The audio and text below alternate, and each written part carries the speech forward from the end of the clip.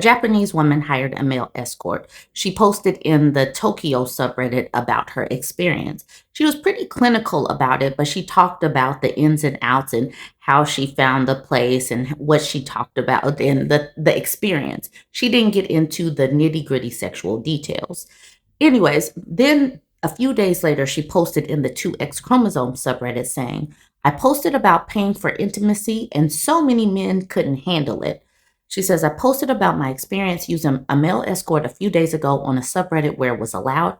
Ironically, I wasn't able to post in the adult service thread because the subreddit rules made it so you could only post about female escorts.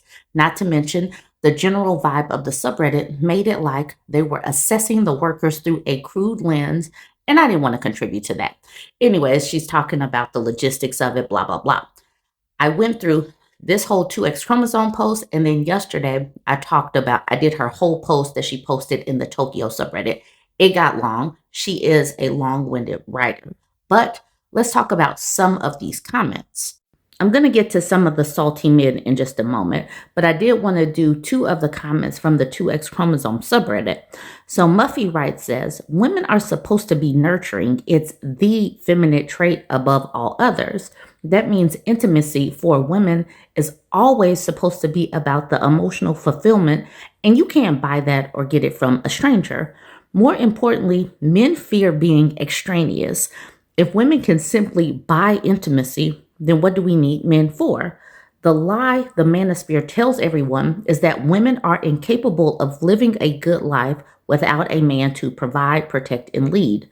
Women are living their lives without men in them, and all that leaves for men is to provide sexual and emotional intimacy. That can't be replaced by cats. Except you just proved that not only can relationships with men be replaced, the experience with an escort can be an exceptional and beautiful experience. Of course, they're absolutely enraged. Women don't need a relationship with men for anything. A lot of men are just fine with that because a lot of women want a relationship with a man.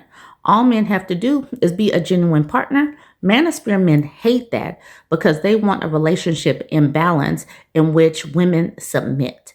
That kind of attitude only works when women need men. And she's just showing that it can be outsourced, and they don't want her talking about that too much. Here's the OP responding to that, saying, oh my God, I just talked about this in a DM where I was asked about why I use the service. I feel like a lot of men want control over women in many aspects, and this is why they are paying all kinds of workers. Whereas in the West, it's a little more straightforward of, you're pleasing me sexually, this is how I own you. It's a little more nuanced in Japan.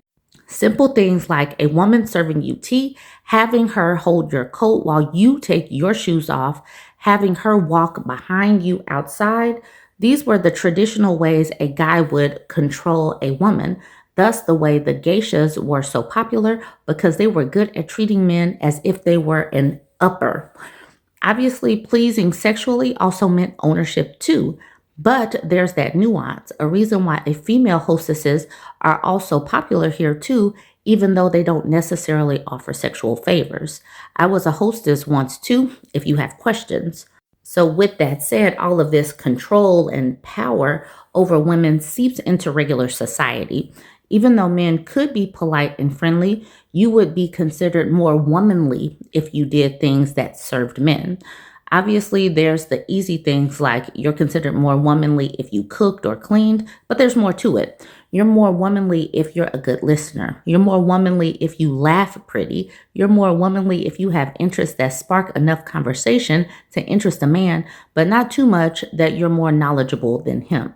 It's getting better over the years, but it's still there. And if you're born a woman and don't fit this womanly agenda, men are very comfortable treating you like trash. Like I said, we needed to get to this because this kind of summarizes many different cultures. So thus why I felt oppressed. When I went on dates and I said my opinion too much, the men would laugh awkwardly and change the conversation. They would prefer it when I wore skirts, things like that. So this way she's taking control of things and they don't like that. All right, now let's get to some of the comments on the post. Baby balls. Did he F your brains out and tear that behind up?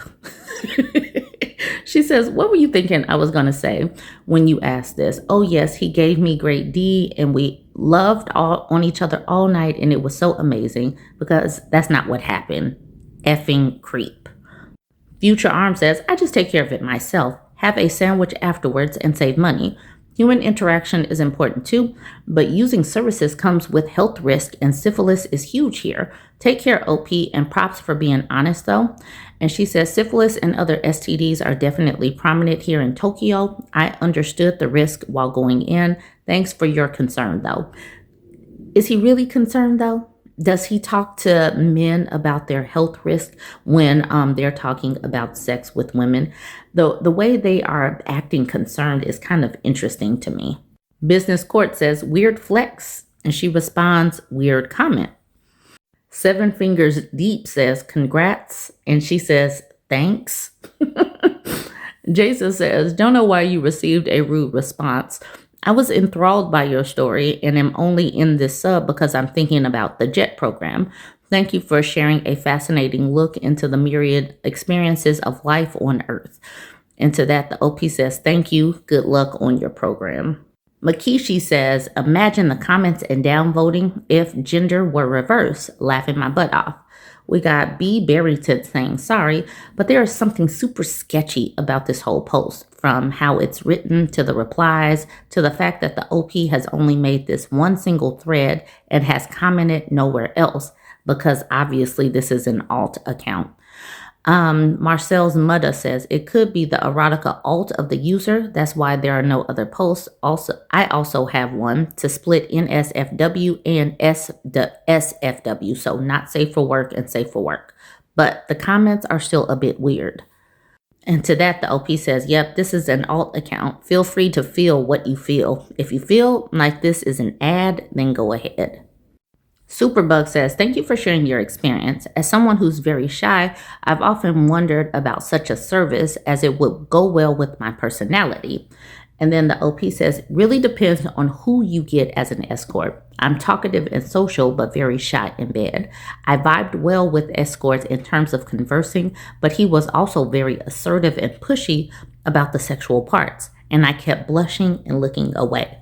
He was pretty good at coaxing a response out of me, but I did feel a little uncomfortable at times. Hope this helps. 5 Foot Cocoa Bean says, we need this in other countries.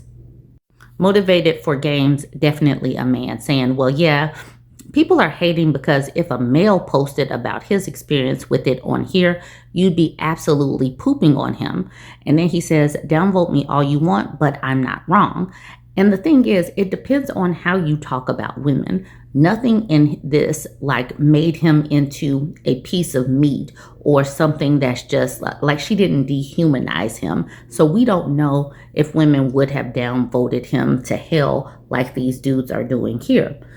But Lady Night Shadow says, I do get what you're saying and can see that happening. The reason why this goes on might be because a lot of men talk about escort services like it's buying a piece of meat instead of an interaction with another human. If you read a few escort reviews, you get what I mean. Too many think that since money is involved, no respect is due. Degrading opinions toward female escorts are still very much prevalent. Men usually indulge in disrespectful details. There's a reason why ex-workers, women and men, for male clients specifically, suffer from high self-deletion rates and high mental health issues. All it takes is one client who forces himself on them, pushes boundaries, and profits out of the imbalanced power dynamic. OP was extremely respectful with her host and even bought a preliminary date to just meet and chat. I don't personally appreciate X work, but this looked like a decent interaction. And to that, the OP says, thank you for being respectful about my choices. This interaction was hilarious. Global Guava is talking about the escort here, saying, I'm not gay, but I kind of like this guy. The OP says, he's good at using his tongue if it makes you feel less gay. Global Guava says, takes pants off. Sigh. That made me laugh so hard. Y'all needed to see that. I'll end it here, but we kind of understand why the dudes are upset because they don't want women to get any ideas about outsourcing intimacy. Y'all chime in. I keep telling y'all, many of these dudes are colonizers. They want to siphon a woman's time, energy, and resources. They want to steal a woman's time, energy, and resources. This woman says, I told my soon to be husband that I don't want to raise the kid that is not mine to my fiance. Now he is upset. That title's a little convoluted, but she told her fiance she didn't want to raise this kid that's not hers. So she's 26, he's 34, already problematic. All right, so she says, when I met my fiance 4 years ago, he mentioned that he and his sister and niece were very close. Growing up, they had really crappy parents and they only have each other. His sister got pregnant by a guy before we met. They had a daughter. The dad lives in another province and sometimes comes and sees his daughter. He pays child support. He said he helped his sister to raise his niece, so yes, he was honest with me from the beginning. Currently, our life revolves around his niece. She is invited to every single vacation. We only do family activities like Disney trips. That's expensive though. We have her every day after school until her mom picks her up after work, so after her dinner time. We spend the weekend doing stuff that's appropriate for a kid with my boyfriend's sister, not a childless couple. Both his niece and her mom are good people, but I'm tired of this. Boyfriend puts money in her college fund, pays all of her expenses, and his sister gladly accepts and even calls to ask for money. I asked him what will happen when we get married and have our own kids. Kids? He said nothing will change because they are all he has. Am I a jerk for wanting independence? He thinks I am because I all of a sudden changed my mind. I do go on girls' trips with my friends, but I have never been on any romantic vacation or outing without his niece tag along. So she has become a second mother. She's doing childcare. She's preparing dinner. She's doing all of these things. They're all going on vacation. And she's like, what's going to happen when we actually get married and have our own children? Now she says, am I a jerk for wanting independence? I don't think independence is the word for it, but she does want a family that she can raise herself, and she doesn't want to be responsible for this other child. Even though they're good people, this is not her child, it's not her responsibility. But like she said, she knew this in the beginning. At least she's having this conversation. She says, P.S. I work too, but our finances are separate at this point. All right, so they're not completely enmeshed. They're not yet married. So she does have things to consider. Is this where she really wants to be? So all of the first comments say that she is incompatible, that they are incompatible. And that's what all of these people are saying. Ratfinka says, AKA, she failed the ultimate character test, how you treat the stepkids in non-Reddit relativist terms. But this is not really a stepkid situation. She's marrying into a family where the brother is taking care of a kid. Cool. But taking care of and always being there, I don't think it's two different things. And I don't think that this is a test of her character. I don't think that she failed, but this person does. The Rosie Go says, saying she failed a test is pretty dramatic. I don't think wanting some time with her partner that doesn't revolve around his family is a big ask. Imagine if it was a sibling, parent, etc. I think very few people would be tolerant of this level of family time. It sounds like all of their alone time is shared with his family. Yeah, I don't think that that's fair. Consistent Copy says helping take care of the kid and providing for her financially is one thing, but taking her to romantic dates is something else. I won't also like it if I were the OP. Clear Pie says she didn't say they take the kid on romantic dates. She's annoyed he doesn't put time aside to go on romantic dates.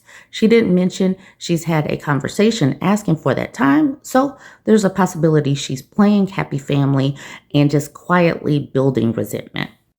She only says she's asked what happens when they get married and have their own family, and he responded the same as now. He's probably thinking the cousins will be close and excited about his future kids having a tight-knit family he missed out on. It honestly sounds like he's going to be an awesome dad. The woman he has kids with will be able to be one parent, not a single mom in a marriage. Maybe OP isn't actually ready to settle down and do that. Perfectly fine, no shade, but she needs to communicate or let it go. Love isn't enough. People have to be morally compatible. I don't think that this is about morals. Calling this moral compatibility, I don't think that's fair. But it is right. They do have to be compatible.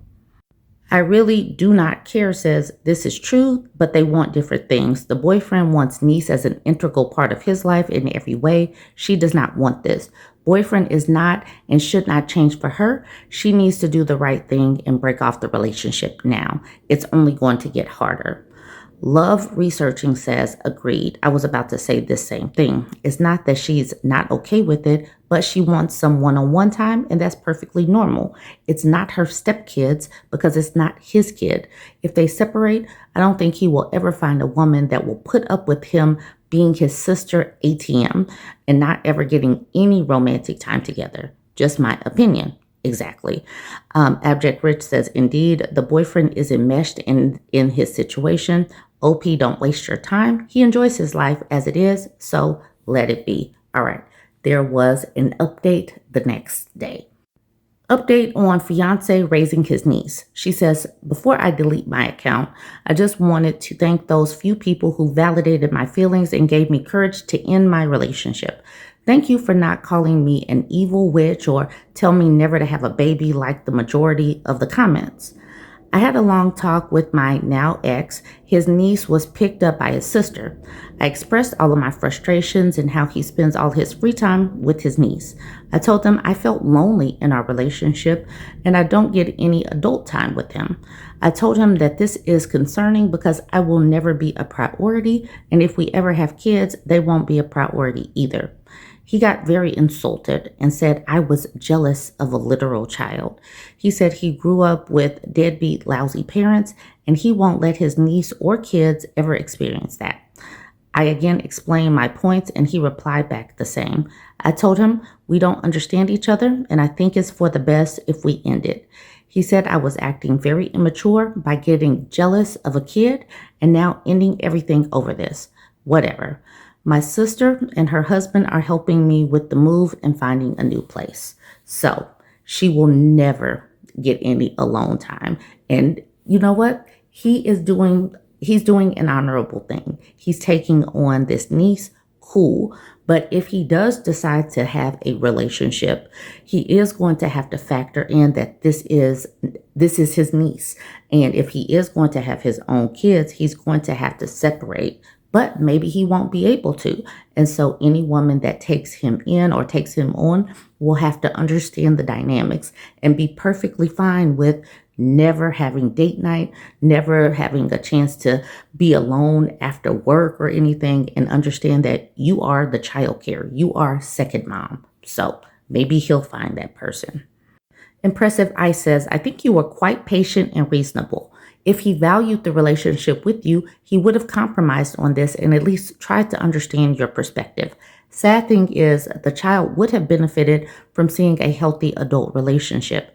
Ah, well, I wish you luck in finding something wonderful. Here's the OP saying, he actually asked if it was okay to meet up sometimes at a park or something so his niece can hang out with me. Since she really likes me, I said no. He still needs her time and energy. That is, I still need a babysitter. Come help me take care of my niece is what I read with that.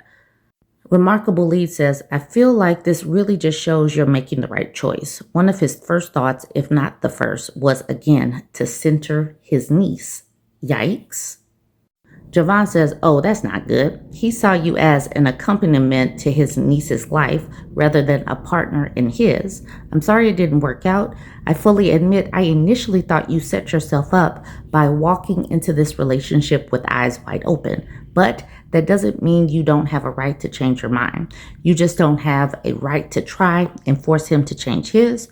Walking away was 1000% the right decision, but I'm truly sorry you had to make it.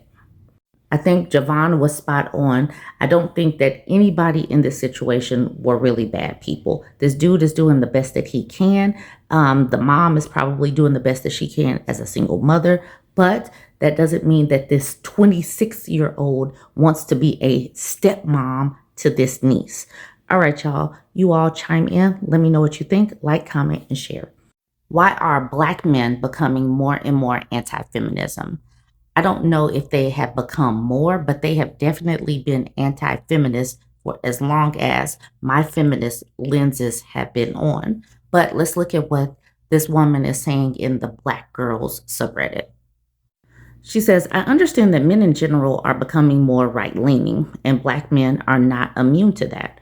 I am 20, so my perspective is shaped by my age. If something I say seems influenced by that, feel free to point it out.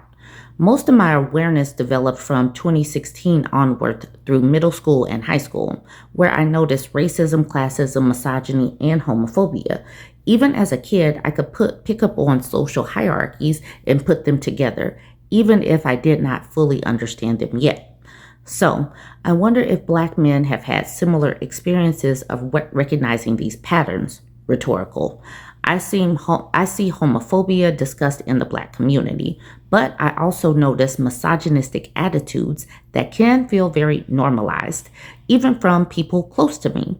When I try to challenge it, the response often feels dismissive or like gaslighting, similar to how people react when Black issues are raised in racist spaces.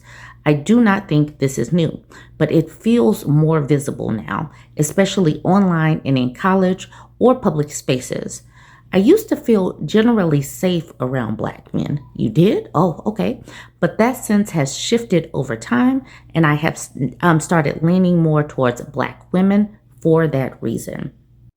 This is not about generalizing or hating Black men. I know not all are like this. I am just noticing a pattern in my experiences and trying to make sense of it. Being anti-feminist means being sexist, means being antagonistic towards women, means being upset that women are grabbing these opportunities for education and career. They have been pooping on Black women getting educated for, as long as I have had my feminist lenses on, getting my education. I'm like, why are they so antagonistic towards us? We're just simply out here working towards, our goals and stuff. They always see our goals, our personal goals, as a knock to them. And this has been going on. I'm 45 years old. I have been noticing this for a couple of decades, ever since I have been an adult. And so she is coming into that same lens where she is seeing that they are upset at our accomplishments. And I do believe that it is becoming more visible simply because of social media, but that underlying irritation or upsettedness or whatever word you want to use to describe this, it has been there.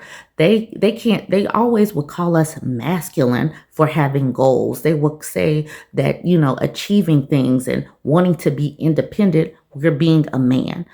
All of that underlying tension has been there for, as long as I have been aware. But she's 20 years old, so she is young. Obviously, she wouldn't be seeing this as a 6-year-old or whatever, but she notices when things are unequal. She notices people being treated unfairly, and that is cool. But I'm glad that she's having this conversation and recognizing these things. Let's see what the people are saying in the comments. Anxious Kettle Corn saying, bad economy coupled with women expecting more than the bare minimum. Nowadays, we can work and earn as much, if not more than men, so money is no longer the only metric we judge them for. It's emotional intelligence, hygiene, ambitions, etc. And this has some guys feeling like we're being too much. They want you to have no expectations of them and to be happy with how they are rather than improving themselves as a person. That's what it all comes down to. You never see the manosphere talking about how they need to be kind and considerate, understanding, emotionally intelligent. It's always that women should obey them and not talk back. These non-white men feel oppressed in the outside world. So when they are with the women of their race, they feel like they have to squish them. And we're seeing this in many other cultures, many other races, where the men, the non-white men, you would think that they will want some solidarity.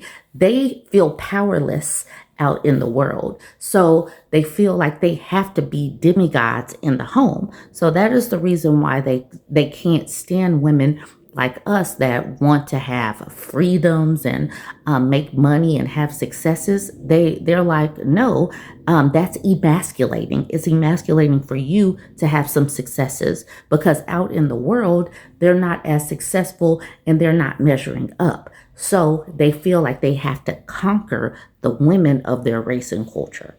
Hot Estimate says agreed, and I would like to add to this.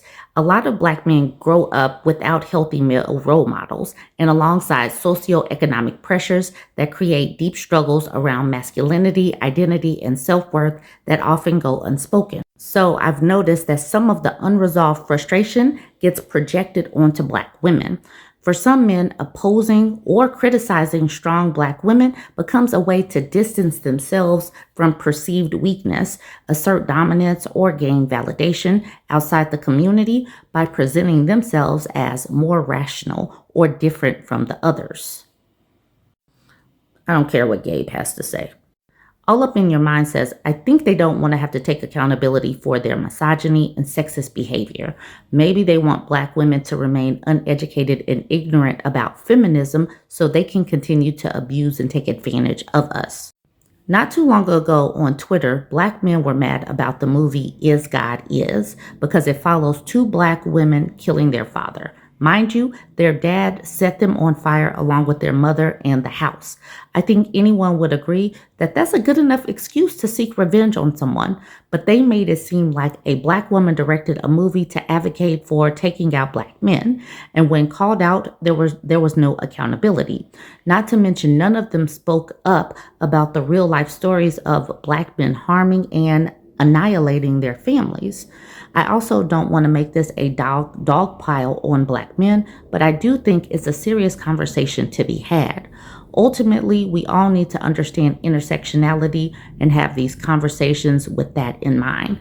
You can't have these conversations because they want to shut down women's points. Women are talking about safety and the things that we come across, or the things that we feel, or the issues, the violence in the Black community. They shut that down. They don't want to have that conversation. So I don't know what we can say. We can talk amongst ourselves, but it will have to come from other Black men. Dry Hour says, misogyny is terrible right now. In co-ed or male-dominated online and anonymous spaces, I will say I'm Black before I say I'm a female. It's not specific to Black men, but I do agree it's slightly worse with Black men. They need to dominate women to feel better about their place in society, exactly what I was saying, while also feeling entitled to the support of a woman, particularly Black women, and so many Black women co-sign their behavior. Upset Bobcat says, because they listen to podcasts telling them that feminism is the root of their problems societally and personal issues and underdevelopments. It's easier to blame women than to engage in critical introspection and systematic and systemic analysis. They'd have to be willing and able to dismantle the patriarchal culture that led to their grievances, but that would require them to call out the ways they benefit from it as well. It's an effing mess, but I'm grateful for men who don't fall into the trap. All three of them. All three of the men who haven't followed it. That's funny. Angel is Love Disaster says, I think it's because women started pushing more into education and getting degrees while men focus more on labor and entrepreneurship. Now that things are getting harder and more expensive, some of those men feel inadequate compared to women. I've noticed that all the men who've spoken down on degrees to me at all didn't have one and weren't even the top dog in their labor position. They can't speak down on us because we know better, so instead they turn to hate feminism. If we didn't upgrade, they would still be seen as heroes instead of regular men. There you go. That's what I have noticed. We're getting educated and then they downgrade us or try to degrade us. That's when my eyes started opening. I'll end with accomplished self saying, I think there's a concerted propaganda campaign to turn men against women, and black men are just as vulnerable as anyone else. I don't even think it required a propaganda campaign. I really don't. But I do want to know what you think about all of this, these comments, and her topic. Don't forget to like, comment, and share. 2 men in a row told me I'm not a prize. That's what she posted in the Dating Over 40 subreddit. The I'm not a prize or I am a prize, that's all red pill talking points. That's manosphere. The manosphere tells men that they are the prize. Let's look at this woman's post. She says, at this point, I'm scared to go near any man sexually. She said, my husband told me for years he deserved better and that I was no prize. We had 2 children together, and I raised his daughter from a previous marriage while he climbed the corporate ladder. He was in love with someone else when he married. When he married her, she left that part out. When he married me, and throughout our marriage, and ultimately ended things with his mistress because I got pregnant with our second child. I don't pretend to be a perfect person because I'm not. I have plenty of flaws, but in my opinion, the person you're with should be lifting you up, not saying things like that to you. So he had someone that he was in love with. He kept his wife because his wife helped out with childcare with his first daughter. His wife was the one holding down the household. That way he had time and energy to climb the corporate ladder and sleep with the woman that he is really into. Okay, cool. Do we understand that many of these married men, they have the time, energy, and resources to cheat because they have a wife at home? That's the reason why they have so much time and energy to climb the corporate ladder and all of that. Anyway, he punished me for years because I wasn't her and continued to batter me emotionally. He told me about the affair 8 months ago and told me our family was a mistake. Another man showed interest in me. I wasn't exactly ready to date, but I took a chance because I had been unhappy for so long. This guy was slightly younger than me, 38, lived in his parents' basement, and a couple of months in, I discovered he had a drinking problem. He worked part-time and had a lot of issues. So this is the perfect incel meme. 38, lives in his parents' basement, not making very much money, drinking problem, issues. He probably rails about women and feminism and all of that. Okay, nearing 40 and living in his parents' basement. Oh my gosh, that is perfect. While I was dating him, he also told me I wasn't a prize. He also made reference that he deserved better than me.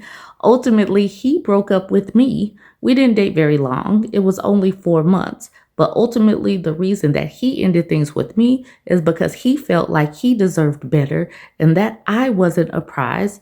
Hearing this twice in a row really made me think that maybe I'm just not meant to be with anyone. Maybe I'm just meant to raise my kids and live my own life like I'm afraid of being intimate with anyone. I'm in therapy. I'm trying to change my way of thinking. I'm starting to embrace more male friendships and not think of anything in a romantic sense. And I think that's all I can handle. I feel like once that line is crossed, they find ways to make me feel bad.